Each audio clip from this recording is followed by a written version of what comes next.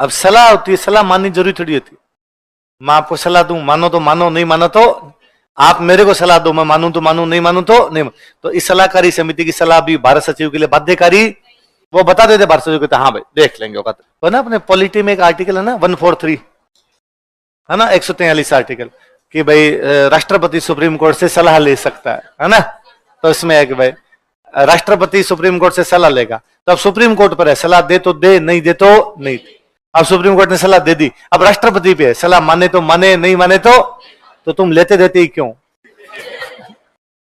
तो 12th class की जो एनसीईआरटी है ना, आप कभी देखना, और पॉलिटी की जो एनसीईआरटी 11th या 12th की मैं भूल गया, जो भारत का संविधान नाम से एनसीईआरटी है, तो उसमें ना हर चैप्टर में साइड में कार्टून्स बनाए हुए, चुन्नू मुन्नू नाम से, है ना। तो चुन्नू मुन्नू से कि आर्टिकल अनुच्छेद 143 में क्या होता है, तो मुन्नू कि आर्टिकल 143 के अनुसार राष्ट्रपति सुप्रीम कोर्ट से सलाह ले सकता है, लेकिन सुप्रीम कोर्ट के लिए सलाह देना या ना देना बाध्यकारी नहीं है। राष्ट्रपति के लिए भी सलाह को मानना या नहीं मानना बाध्यकारी नहीं। तो मुन्नू, तो फिर ये सलाह लेने देने का काम ही क्यों करते हैं। भाई मैं आपको कहूं यार ये सलाह दो, लेकिन आपको नहीं दे रहा, फिर मैं मांगी क्यों रहा हूं आपसे। और मैंने आपसे कहा कि सलाह दो और आपने सलाह दी, मैंने कहा नहीं मान रहा, तो फिर आपने दी क्यों मुझे।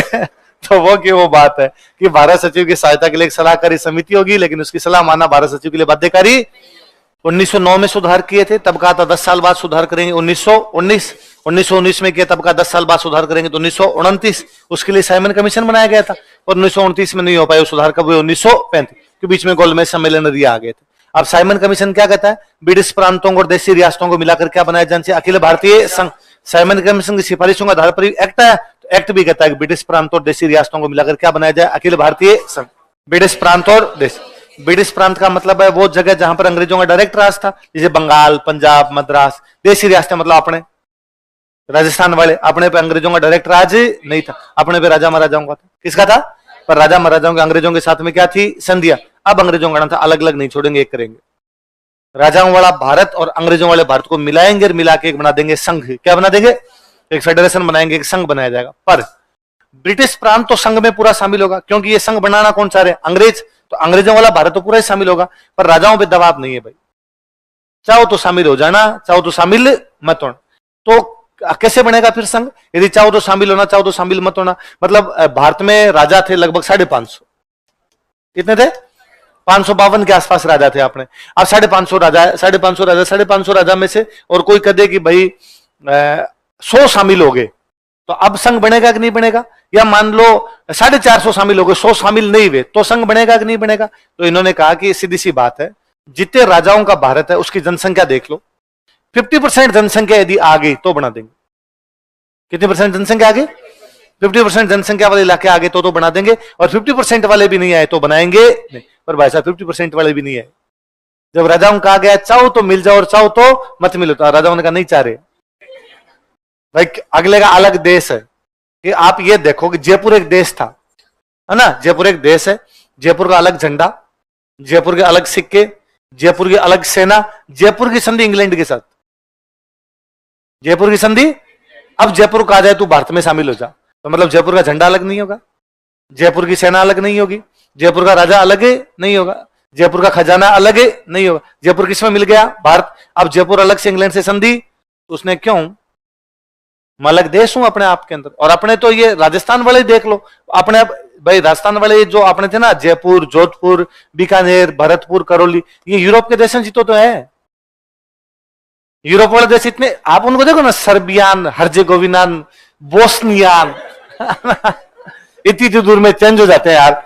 इससे अपने वाले बड़े थे, अपने जैसलमेर ये स्टेट थे तो इंग्लैंड के बराबर थे, उनके देशों के बराबर तो पड़े थे। तो इन्होंने कहा भाई हम क्यों शामिल हो, हम किसी में भी शामिल है। अभी मुझे याद है एक बार एक क्वेश्चन था कि भाई आज भी अपने संविधान में 3 प्रकार की सूचियां हैं, केंद्रीय सूची, प्रांतीय सूची और समवर्ती। लेकिन अब अवशिष्ट शक्तियां किसके पास है, केंद्र के पास। किसके पास है, और तब किसके पास थी, गवर्नर। तो एक क्वेश्चन आईएएस में क्वेश्चन पूछा हुआ है कि 1935 के अधिनियम में और वर्तमान संविधान में शक्तियों के विभाजन को लेकर क्या अंतर था। तो 1935 के अधिनियम में शक्तियों के विभाजन में अवशिष्ट शक्तियां किसको दी गई थी, गवर्नर जनरल।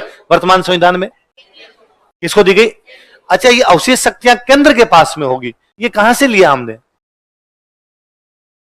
ये जो व्यवस्था है ये हमने कहां से ली कि केंद्र पावरफुल होगा, केंद्र के पास में शक्तियां होगी? कनाडा से। कहां से लिया हमने? कनाडा से लिया। अच्छा, समवर्ती सूची हमने कहां से ली है? समवर्ती सूची कहां से लिए? ऑस्ट्रेलिया। कहां से लिए? अच्छा, आप कहते हो कि हमने 1935 के अधिनियम का 2/3 जो है वो संविधान के अंदर है। भारतीय संविधान का एक बड़ा हिस्सा कहां से लिया गया? 1935 का अधिनियम। तो 1935 के अधिनियम के कितने प्रावधान? लगभग 250। कितने? भारतीय संविधान टोटल अनुच्छेद कितने? 395। कितने हैं? उनमें 250 कहां से लिए हुए? 1935 के अधिनियम। 1935 के अधिनियम में सूचियां कितनी है? 3। कौन कौन सी? केंद्रीय, प्रांतीय और समवर्ती। समवर्ती सूची 1935 के अधिनियम में है, पर हम कहते हैं कि समवर्ती सूची हमने ऑस्ट्रेलिया से ली, फिर यहीं से ले लेते भाई। जब 260 लिए तो एक में कौन सी शर्म आ रही थी? इकसठ ले लेते, क्योंकि इसमें लोचा था, है ना? क्योंकि इसके अंदर जो अवशिष्ट शक्तियां किसके पास में चली जाती है बाद में? तो हमने कहा ये प्रावधान यहां से उठाना ही नहीं, केंद्र के पास में प्रावधान होंगे, ये लेना कनाडा से। और समवर्ती सूची का पहली बार प्रावधान ऑस्ट्रेलिया से था, तो हमने कहा ये अपने कहां से उठा लो? ऑस्ट्रेलिया। ये वाली 1935 के एक्ट की बात ही नहीं करनी अपनी। आगे बात समझ में? तो क्या क्या कहा गया? 3 प्रकार की शक्तियां होगी, लेकिन अवशिष्ट शक्तियां किसके पास? मंत्री भारतीय ज्यादा होंगे, लेकिन फिर भी गवर्नर जनरल के पास वीटो भी, और गवर्नर जनरल के पास क्या है? आजाद। आपने कई सालों से चिल्ला रहे थे बर्मा को अलग करो, बर्मा को अलग करो, अंग्रेजों का लो अलग। अच्छा, आपने ये कह सकते हैं कि सर 1932 में समझौता ही हो गया था, और पुनः समझौते में कहा था कि दलित है वो प्रत्यक्ष निर्वाचन स्वीकार, और सरकार करी हम देंगे। गांधी जी ने कहा था मैं ऐसा नहीं होने दूंगा। गांधी जी कौन है कहने वाले? क्या गांधी जी सरकार है? क्या गांधी जी गवर्नर जनरल है? क्या वो कार्यकारी परिषद के सदस्य है? क्या वो क्राउन के भतीजे लगते हैं? गांधी जी कौन है? गांधी जी कह रहे मैं नहीं होने दूंगा, आप हो कौन? अंग्रेजों का हम देंगे। तो 35 में लिखा उन्होंने दलितों को क्या दिया जाएगा? पृथक निर्वाचन दिया जाएगा। अच्छा, आज अपने कहते हैं कि भाई आज अपने सुप्रीम कोर्ट है ना, अब फेडरल कोर्ट नहीं बोलते, क्या बोलते हैं? Supreme court. क्या काम करता है supreme court? Supreme court basically 2 काम करता है। सुप्रीम कोर्ट एक तो अपने हायर अथॉरिटी है, अपीलेट अथॉरिटी है। अंतिम अपील किसी के पास की जा सकती है, किसके पास की जा सकती है? वही है कि भाई पहले आप सेशन कोर्ट में गए, डिस्ट्रिक्ट कोर्ट में गए, हाई कोर्ट में गए, लास्ट कौन सा आपका? सुप्रीम।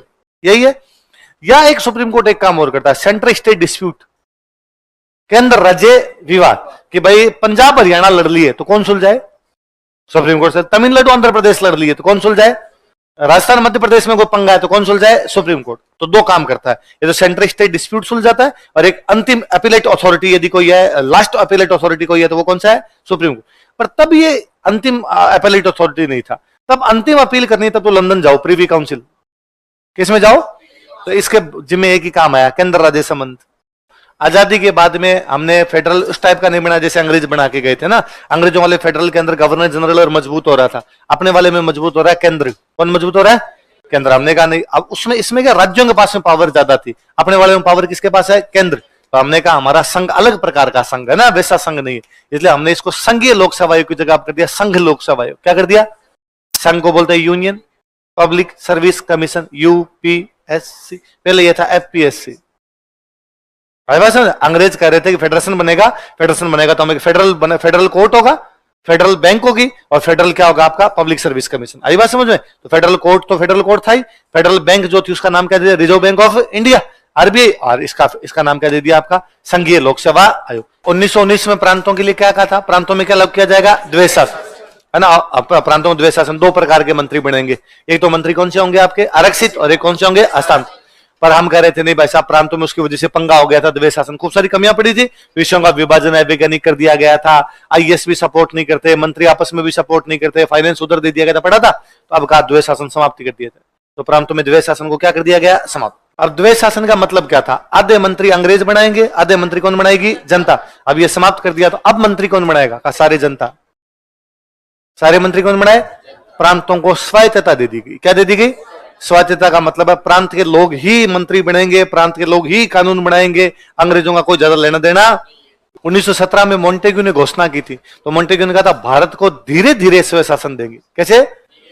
तो 1919 में उन्होंने कहा आधे मंत्री बना लो। 1935 में उन्होंने कहा तुम्हारे केंद्र में तो सारे मंत्री बना लो। धीरे धीरे वो कहेंगे पूरे केंद्र में भी, अब यहाँ का प्रांतों में सारे बना लो, केंद्र में 10 बना लो। 3 हम बनाएंगे, 10 तुम बना सकते हो। धीरे धीरे उन्होंने कहा 3 भी हम नहीं बनाएंगे, सारे तुम बना लो, हमारा देश आजाद हो गया। ये तो सुधारों की प्रक्रिया अपने आप के अंदर। अच्छा, अब अपने राज्यों में क्या होता है, राज्यों में होती है विधानसभा, जैसे राजस्थान में विधानसभा है, पर यदि आप कई राज्य सुनेंगे जैसे यूपी, बिहार, वहां पे विधान परिषद हो रहे, 2 हाउस है ना, प्रांतों में 2 हाउस है, बाइकैमरल सिस्टम है। ये 1935 में भी बाइकैमरल सिस्टम लागू किया गया था। तो कई प्रांतों में क्या बनाए गए, 2 सदन। क्या बनाए गए? नेहरू जी ने कहा था कि 1935 का अधिनियम उस गाड़ी की तरह है जिसके अंदर इंजन नहीं है, ब्रेक ज्यादा है। इंजन नहीं है और हर चीज में ब्रेक है। आपने कह दिया अखिल भारतीय संघ बनाएंगे, पर राजा आएंगे तो बढ़ाएंगे, वरना ब्रेक लगा दिया। आपने कह दिया कि भाई साहब आपके केंद्र के अंदर जो है वो 10 मंत्री इंडियन बनाए जाएंगे, लेकिन साथ में केंद्र में लागू क्या कर दिया आपने, द्वैध शासन। इसका मतलब 3 मंत्री अंग्रेजों को बनाएंगे, वो कभी भी कोऑपरेट करेंगे नहीं। अच्छा, आपने कह दिया केंद्र में 2 सदन होंगे और संख्या तुम्हारी क्या कर दी जाएगी, बढ़ा दी जाएगी, पर वहां राजाओं वाले मेंबर तुमने ज्यादा बना दिए। राजाओं वाले मेंबर ज्यादा होंगे तो वो तुम्हारा फेवर करेंगे, तो कोई कानून ढंग से लागू होगा नहीं। आपने कह दिया उसके अंदर कि एक संघीय न्यायालय बनाया जाएगा, लेकिन अभी भी तक भी अंतिम अपील करने के लिए कहां जाना पड़ेगा हमें, लंदन जाना पड़ेगा। तो आपने एक गाड़ी तो दी हमें, लेकिन उस गाड़ी में इंजन नहीं है, केवल क्या है, ब्रेक। इसका मतलब गाड़ी चलेगी। और बात है भाई साहब, वही नेहरू जी 1947 में संविधान बनाने के लिए बैठे, तो ये का ये अधिनियम कॉपी पेस्ट किया, पर हम कहते हैं कि हमने ब्रेक हटा दिए। उसके बाद हमने इंजन को कहा इंजन दौड़, तो उसके बाद इंजन दौड़ रहा है हमारा, हमने ब्रेक क्या कर दिए भाई। 35 में अंग्रेजों की तो हम आलोचना कर रहे हैं कि इस अधिनियम में ये कमी है, ये कमी है, ये कमी है, ये कमी, और फिर हम कहते हैं हमारे संविधान में 250 अनुच्छेद कहां से लिए गए, 1935 के। तो वही थे तो क्यों लिए था, हमने कहा नहीं वैसा। फिर हमने सुधार की, पहले कहा था औषधि शक्तियां किसके पास है, गवर्नर जनरल। हमने कहा नहीं, औषधि शक्तियां किसके पास होगी, केंद्र। किसके पास होगी? फिर हमने जो रियासतें थी उनको अधिक स्थान दिए, उनको भारत में मर्ज ही कर दिया, अलग से रहने नहीं दिया। अब पता चलता है किसी को, अब अपने राजस्थान के लोगों को फील आता है कि अपने कभी भारतीय अंग नहीं थे। ये तो मैं क्लास में जब बताता हूं तो भी कईयों को यूं बड़ा अजीब लगता है, सर ऐसे मत कहो सर, हम भारत के थे सर। फिर मैं उनको वापस कहता हूं, बताओ फिर जनगण मन में अपना नाम तो नहीं आता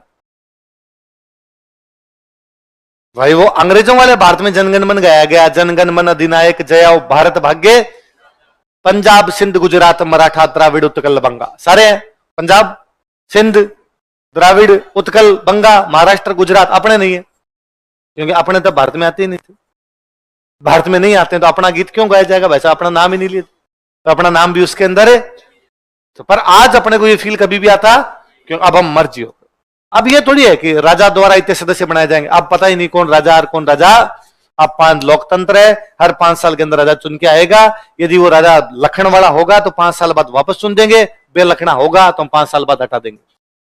हर 5 साल बाद उस राजा को आना पड़ेगा, यहां तक हाथ जोड़ जोड़ के करना पड़ेगा, वोट है ना, मतलब दंडवत प्रणाम करने पड़ेंगे। लोकतंत्र का मतलब यही है, जनता का शासन का मतलब यही तो है। धीरे धीरे लोकतंत्र और मैच्योर होगा, और लोकतंत्र और मैच्योर होगा तब हम कहेंगे कि यदि हमने गलती से किसी आदमी को चुन लिया और चुनने के बाद हमें पता चला खराब है, और इसको 5 साल थोड़ी झेलना है, हम 1 साल बाद हटा देंगे। राइट टू रिकॉल क्या लेके आएंगे हम। यदि किसी गलत आदमी को चुन लिया गया, गलती हो गई, तो क्या गलती सुधारने का अधिकार नहीं है? क्या 5 साल तक उस बेलखने को झेलना पड़ेगा? नहीं, हम 5 साल तक उसको नहीं झेलेंगे। 5 साल से पहले उसको बुलाए। धीरे धीरे लोकतंत्र और मजबूत होगा। अभी कानून यह है कि कानून कौन बनाएगा, तो हम कहते हैं हम कुछ लोगों को वोट देंगे, वो लोग जाके संसद में बैठेंगे और वो लोग हमारे लिए क्या बनाएंगे, कानून। धीरे धीरे लोकतंत्र मैच्योर होगा, सारी जनता पढ़ लिख जाएगी। देश में कोई भी कानून बनेगा, एक एक आदमी से पूछा जाएगा बनाएंगे कि नहीं बनाएंगे। स्विट्जरलैंड, नॉर्वे, स्वीडन, वो जो देश उनमें यही है, बाकायदा आपके घर पे कागज आता है, जब ये एक्ट पारित हो रहा है, यस और नो, आप कहते हो नो, नहीं मेरे को पसंद नहीं है, नहीं बनना चाहिए। फाइनल देखा जाता है, ज्यादा परसेंट यदि लोगों के पक्ष में तो बना दो, लोगों के पक्ष में नहीं है तो मत बनाओ। पर ये धीरे धीरे लोकतंत्र की मैच्योरिटी पे होगा, क्योंकि अभी अपने से पूछ ले कि बनाओ कि नहीं बनाओ, तो अपने में जो बीजेपी के समर्थक अपने कहते हैं मोदी जी ने कहा तो बनाओ, और मोदी जी ने कहा तो मत बनाओ। कांग्रेस के समर्थक होंगे, वो कहेंगे मोदी जी ने कहा था तो पक्का ही मत बनाओ। यही होगा। तो अभी हम करेंगे, अभी हमारे में मैच्योरिटी नहीं है, अभी भी हमारा लोकतंत्र किसी एक आदमी के पीछे वोट दे देता है ना, किसी एक चीज के पीछे वोट दे देता है। धीरे धीरे लोकतंत्र मैच्योर होगा, वो ढंग के सवाल पूछेगा, ढंग की बातें करेगा, और खूब सारी चीजें आएगी। पर अभी तक भी सुधार में, ये नहीं कि आज जिस स्थिति में आगे सुधार नहीं, ये भी सुधार है। हम किसी एक व्यक्ति की एक विचारधारा की बात करें, ये भी स्वतंत्र रूप से कर रहे हैं। पहले तो ये भी नहीं था ना। तो राजतंत्र से लोकतंत्र में ये सुधार है, धीरे धीरे और सुधार आएंगे। अभी भी कम से कम हम सोचते तो इस आदमी ने ये काम किया इसलिए हम इसको वोट देंगे, इस आदमी ने काम नहीं किया तो वोट ही नहीं देंगे। तो वो काम हमें पसंद या ना पसंद तो है, या तो वो काम हमें पसंद है या वो काम हमें पसंद ही नहीं। हमारे पर किसी बात का दबाव तो धीरे धीरे और मेच्योर होंगे, उसमें हम कहेंगे एक आदमी क्यों, हमसे खुद से पूछो। यदि हमारे कोई पसंद है तब तो ठीक है, नहीं पसंद है तो ठीक है, धीरे धीरे और मेच्योरिटी आएगी। तब तक लोकतंत्र इसी प्रकार चलेगा। तो हम कहते हैं हमने 35 वाला एक्ट लिया तो था। आपसे कभी कोई इंटरव्यू में पूछ ले कि जब 35 के एक्ट में इतनी कमियां हैं तो फिर लिया ही क्यों, तो आप कहना कि सर हमने लिया 35 का एक्ट इसलिए लिया क्योंकि अंग्रेजों की बनी बनाई। भाई एक बार ये भी तो सवाल उठता है ना कि हम पढ़ते हैं कि भारतीय संविधान उधार का थैला है।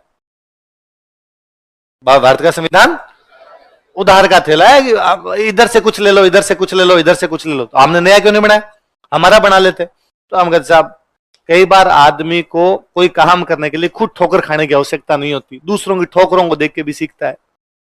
यदि किसी बंदे को हमने देख लिया कि ये काम इस प्रकार से होता है तो उसके देखा देखी कर लो। जरूरी है क्या नए तरीके से करो?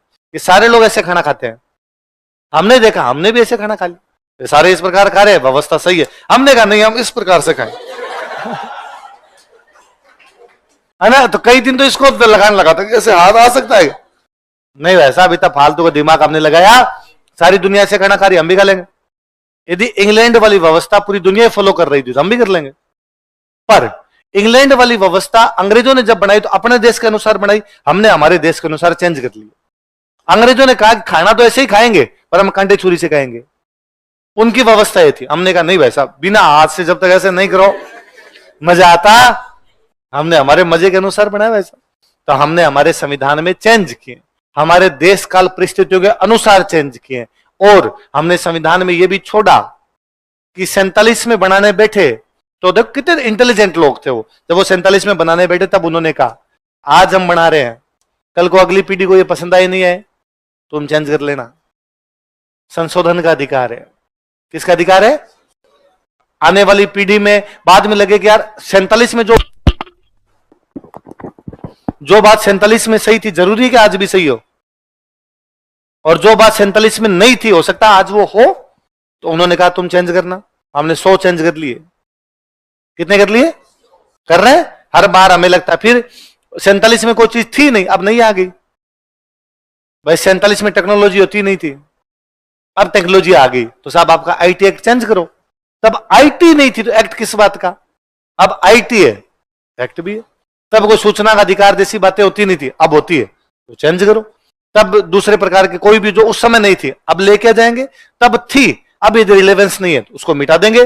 तब थी, उसका रिलेवेंस थोड़ा है तो थोड़ा चेंज कर देंगे, थोड़ा उसको पड़ा रहने देंगे। तो वो इंटेलिजेंट लोग थे, वो हमारे पे छोड़ के गए कि आने वाली पीढ़ी हमसे ज्यादा मजबूत होगी, हमसे ज्यादा इंटेलिजेंट होगी, नए तरीके से सोचेगी, वो अपना काम करे, अपने हिसाब से देखे। ये ठीक अपने घर के परिवार के जैसा है कि परिवार में दादाजी के टाइम में अलग प्रकार की चीजें, उनका घर बनाने का स्टाइल अलग, अपना घर बनाने का स्टाइल अलग। ये अपने पे छोड़ा गया। अभी भी गांव में कहते हैं भाई रे अब ये न्यारा हो रहा है, अपना घर बनाएगा तू तेरे हिसाब से बना, हमने बनाया उस हिसाब से बनाने की कोई आवश्यकता। पहले गांव के अंदर घर बनाते सीधे सीधे कमरे बनाते एक लाइन के अंदर, 5-7 कमरे एक लाइन के अंदर बना दिए, रेडी रजा हो रहा है जिसको जिसमें रहना है। अब हमने कहा नहीं वैसा हम ऐसे बनाएंगे, या यहाँ होगा ये होगा।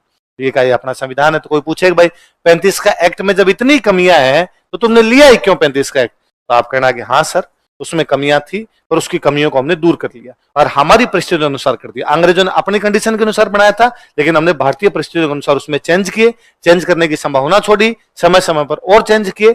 अब जो संविधान है वो 35 का एक्ट नहीं है, वो भारतीय संविधान है। उसमें भारतीय परिस्थितियां हैं, उसमें भारतीय भावनाएं हैं, उसमें भारतीय संवेदनाएं हैं, हम किस प्रकार के लोग हैं वो सब इसके अंदर किया गया। बोले बड़ी बात है। अब 35 में एक्ट लेके, अब एक्ट में कहा गया कि भाई चुनाव करवाओ, तो 37 में चुनाव करवाओगे तभी तो मंत्री बनेंगे। प्रांत थे 11, कितने प्रांत थे? 11 प्रांतों में से 11 प्रांतों में चुनाव करवाया गया। 8 प्रांतों में कांग्रेस की गवर्नमेंट बनी। एक तो इनकी नहीं बनी थी आपके बंगाल, कहां पर नहीं बनी? बंगाल। एक इनकी नहीं बनी पंजाब, कहां पर नहीं बनी? पंजाब। एक इनकी नहीं बनी सिंध। अब सवाल दूसरा सवाल है भाई यहां 3 जगह कांग्रेस की क्यों नहीं बनी? बाकी जगह तो कांग्रेस की बन गई क्योंकि यहां पे मुसलमान ज्यादा थे। कौन ज्यादा थे? इसका मतलब मुसलमान कांग्रेस को वोट है। अब इसका मतलब फिर मुसलमान किसको वोट देते हैं? किसको देते हैं? मुस्लिम। तो मुस्लिम लीग की एक भी प्रांत में सरकार नहीं बनी। अब उस बात को याद करो, 1916 में लखनऊ समझौता हुआ था, तो मैंने बताया था कि कांग्रेस के कुछ नेताओं ने आरोप लगाया कि मुस्लिम लीग को जरूरत से अधिक महत्व दिया जा रहा है, बताया था। तो देख लो साहब, 1916 में जब उनको कह रहे थे कि मुस्लिम लीग जो है वो सब कुछ है, 37 तक मुस्लिम लीग की कोई औकात नहीं कि मुस्लिम लीग को मुसलमान भी वोट देते। अब कांग्रेस को भी मुसलमान वोट नहीं दे रहे, मुस्लिम लीग को भी मुसलमान वोट नहीं दे रहे, तो मुसलमान किसको वोट दे रहे हैं? तो यहाँ पे रीजनल पार्टी जब मुसलमान उनको वोट दे रहे हैं, जैसे बंगाल में एक पार्टी थी, बंगाल किसान पार्टी, क्या नाम था? तो मुसलमानों ने वोट किसको दे दिया? बंगाल किसान पार्टी। पंजाब में एक पार्टी थी यूनियनिस्ट पार्टी, क्या नाम था? तो मुसलमानों ने वोट किसको दे दिए? यूनियनिस्ट। सिंध में छोटी छोटी 3-4 पार्टियां थी, उन्होंने मिलकर अलायंस गवर्नमेंट बना ली, गठबंधन सरकार। कैसे बनाई?